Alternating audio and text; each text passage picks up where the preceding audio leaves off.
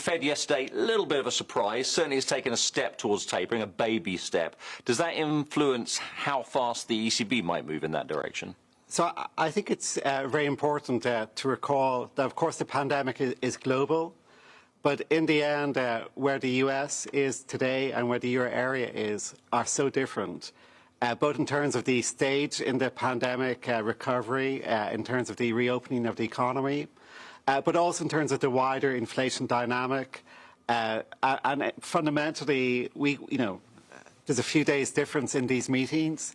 Last week, we had an assessment where inflation, even if it's a little bit high right now, is going to converge back to 1.4 in 2023. So a low inflation, medium-term pressure, and the Fed has a very different medium-term outlook. And that difference in medium-term outlook really just means we can't spend too much time trying to compare central bank priorities on both sides of the Atlantic. We just are in a very different phase to the Fed.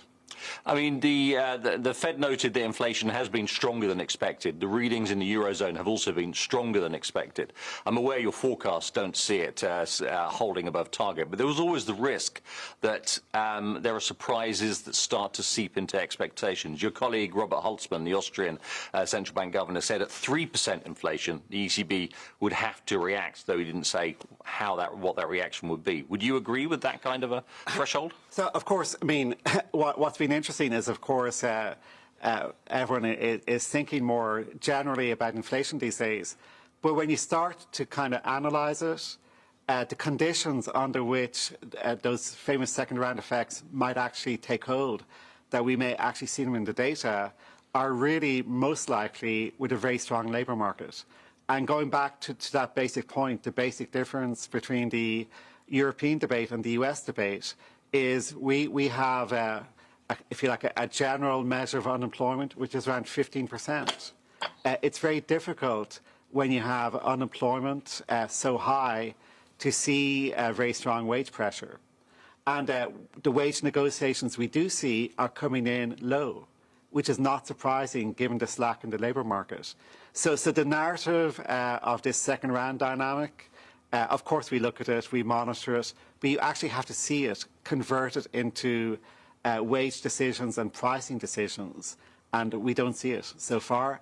And the economics of it is we know it's going to take a long time for the labour market to fully recover. And without that full recovery, the kind of bargaining strength to compensate for, if you like, rising prices. And without that dynamic, it's very hard to sustain that narrative. So say you did get 3% or 5% as the US for 1 month, you'd be happy to look through that? The ECB and all central banks, we know we have to have a medium-term orientation for two reasons. One is that monetary policy doesn't work on a dime. We have no way to influence the inflation rate in the next month, 2 months, 3 months, even longer. The focus has to be in the medium term. And when we know the dominant sources of the high inflation readings are transitory factors, base effects, spikes, which are going to reverse, we know we maintain our focus on the medium term. So for the next quarter, you're going to be maintaining favourable financing conditions and an elevated pace of bond purchases. Does that say, though, given that the market will be thinner, it's always thinner in the summer, the ECB has always slowed purchases in the summer, would you expect your pace of bond buying in the third quarter to be lower than the second quarter because you can have a bigger impact? So I think it's very important to appreciate the philosophy of PEPP, which is last week we had our meeting and we basically decided to maintain the same stance, that the conditions where the economy is improving but there remains upward pressure on nominal yields are conditions where essentially we think the decision we made in March to step up remains a good decision. It remains the best guidance. But with PEPP, we also have a very strong philosophical design to PEPP, which is we're not mechanical in the sense of saying we will do X amount and no more and no less. So the seasonality about the summer, historically, when you say the alternative way of doing QE, say, we're going to buy X billion. And then the seasonality factor is easy because you just rearrange. You know August is coming. August comes every year. It's not a surprise. And you rearranged your fixed schedule more in other months, less in August. We don't have a fixed volume approach to PEPP. And this is why, the issue about the summer liquidity is secondary, because we want to observe, and we have the day-by-day flexibility, is that there could be investor shocks over the summer in either direction, positive or negative. And so we very philosophically are determined not to kind of express monetary policy as an exact ex-ante volume, but to say we will buy purposely in response to market conditions. So, this is why, it's a kind of subtle argument. But please remember, seasonality usually is just a mechanical adjustment, which is, basically on net over the course of a period adds up to zero. It's a rearrangement. But with PEPP, because we're buying flexibly in reaction to market conditions, we want to be sure that we look at everything, on a frequent basis, and seasonality is just one factor. So you've got a meeting coming in July, but one assumes that that's, stock taking. September's more likely to be the big one, where you've got a new round of forecasts. Your strategic review will be close to finished or maybe finished.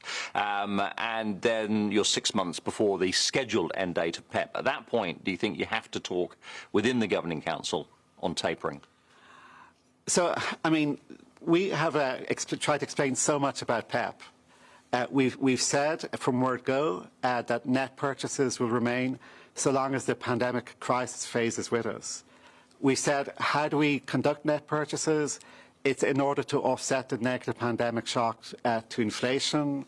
And in terms of implementation, we're going to buy flexibly to preserve favourable market financing conditions. All of those remain. And given that flexible philosophy, given the importance of thinking about the inflation outlook, given the unpredictability of the pandemic, I fully agree with President Lagarde. It's unnecessary and premature to talk about these issues. When we get towards a time, and let me focus, maybe saying that time is state contingent. It's state contingent on what are we learning about the pandemic, first and foremost. And so trying to kind of box that into a particular calendar, I don't think is very productive, while also agreeing with you, of course, as time moves on, as we get more good news about vaccinations, about dropping case rates, of course, as time moves on, there will be a time when it's no longer premature and unnecessary to talk about it. But right now, the focus, honestly, for me, is we're going into a very interesting summer. And the challenge of preserving favourable financing conditions, we have to keep our eye on that. And going back to September, we will have new forecasts. But remember, we have a very strong forecast for quarter three. But quarter three is not over to the end of September. We're not necessarily going to have every piece of hard data you want to have going into the September meeting. If you recall last year, our beliefs about quarter three were quite different in September to the outcome. Yeah. So, September is, of course, going to be an important meeting, but there's going to be a lot of data coming in throughout the autumn, and I think it's a mistake, because we know from September onwards, there's still a lot going to be happening. It's not some kind of turn a dime situation where we're going to know everything at a point in time. But, of course, we'll know a lot more over the summer. It sounds like, though, potentially then September's also premature, given that it's still summer. It's not winter. We don't know what's going to happen to the virus during the winter. We don't know what waves we're going to get. So could we get an elevated pace of bond buying right through the end of the year? And December's the big meeting. Again, I'm going to repeat, this all depends on what's happening to the pandemic itself, where the data come in. Because, of course, I've mentioned to you that not all the hard data will come in. But we have, so many forward-looking indicators. But I would say that regardless of how the September meeting goes, there's going to be a lot of work to do between September, December, into next spring. And of course, given the fact the inflation outlook remains quite subdued, of course, it's a multi-year challenge for us. Having the accommodative monetary policy to bring inflation up towards where we want it to be, it's not a situation which is going to end very quickly. So we do have a sustained campaign ahead of us. Just quickly, I mentioned the strategic review. You've got a weekend retreat coming up somewhere outside Frankfurt. Are you nearly, the two big issues there for most people are the inflation goal and climate change. Are you nearly resolved, all the sticking points sorted on those? So, I mean, I think what we've had over the last year and a half is a lot of analysis. Let me praise the work of the Eurosystem staff at the national central banks and the ECB. We've had amazing inputs into our discussions. We've had many discussions on individual topics, but it is fair to say at this point in time, over the summer, we do have to move from analysing, discussing, to kind of forming our collective view about where we want the strategy to be. So I think, my own assessment is we've made a lot of progress. I think that it's been actually a very interesting intellectual journey, but the whole point of a retreat such as this weekend is to not put ourselves under pressure. It's not a decision-making meeting. It's just a meeting to, in the spirit of every organisation who has a retreat, to be a little bit open-ended, relaxed, and have a good conversation. Most people would expect the inflation goal below but close to 2%, which Lagarde said can be confusing in her last press conference, is dead. That's gone. It's going to be a hard 2%. There's a lot of debate about how flexible you can be around that. But would they be wrong to jump to that conclusion? So again, let's, I think, be correct about procedure here, is that as in many situations, nothing's decided until everything's decided. I mean, I think you've heard from many of my colleagues, I'm sure I've said myself, that essentially there is a downside to the current formulation for the reasons you give. That, one of the overriding philosophies, I think, of central banks these days is trying to be clearer in our communication. Not always possible, but where we can, being clear in our communication. And, I think everyone recognises the case for having a clearer expression of our inflation aim. Climate change, I mean, that's been a thorny subject sometimes. So here I think there's a lot of global convergence. And let me emphasise, it is, of course, there's interesting discussions and vital discussions about some operational issues such as corporate sector purchase programmes. That's a global conversation. But the bigger issue, and for me, as the chief economist, is how climate change is affecting economic dynamics and how the carbon transition, the necessary carbon transition, is going to be a very large structural change for the euro area economy, for the global economy in the coming years. It already is. We see it meeting by meeting. And so the fact that you have to, as a central bank, consciously make the effort to make sure you're investing, to make sure you've got the framework to make sure you're fully responding to the challenges of climate change.